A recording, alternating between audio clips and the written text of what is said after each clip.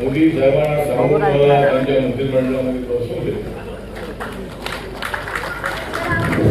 म्हणून मी मोदी साहेबांना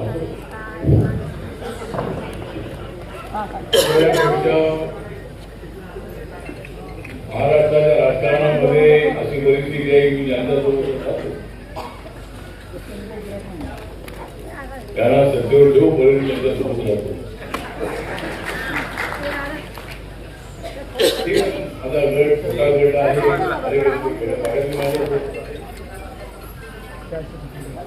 आणि बाबासाहेब आंबेडकरांनी सांगितले की सामाजिक न्यायासोबत आर्थिक न्याय, राजकीय न्याय आपण आंदोलन करत असताना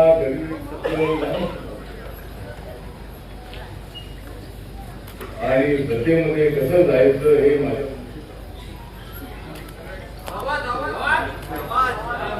सत्तेमध्ये जायचं हे बाबासाहेब आंबेडकरांचा उद्देश आहे.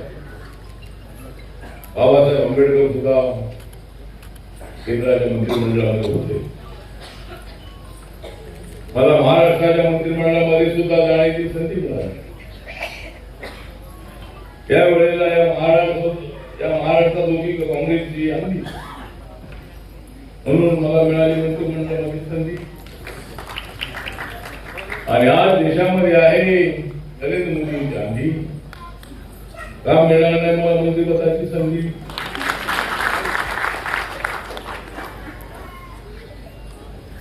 आणि जोपर्यंत नरेंद्र मोदी साहेबांची आणि माझी दिल्लीमध्ये आहे जोडी, जोपर्यंत नरेंद्र मोदी साहेबांची आणि माझी दिल्लीमध्ये आहे जोडी, तोपर्यंत राहुल गांधी पुढे जाऊ शकत नाही. आम्ही सर्वजण एका महत्वाच्या भूमिकेवर आम्ही एकत्रित आहोत. नॅशनल डेमोक्रेटिक अलायन्स मध्ये मी आहे, रिपब्लिकन पार्टी ऑफ इंडियाचा निळा झेंडा घेऊन मी त्या ठिकाणी आहे. भारतीय जनता पार्टी सोबत आहे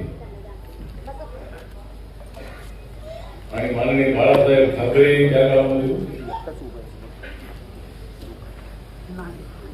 आणि त्यावेळेला नितीन गडकरी साहेब मला वाटतं आपले अध्यक्ष होते.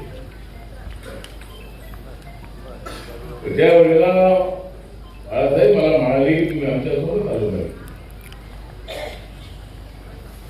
आणि मी सुद्धा ठरवलं, मी सगळ्यांना विचारलं, सगळ्यांनी चर्चा केली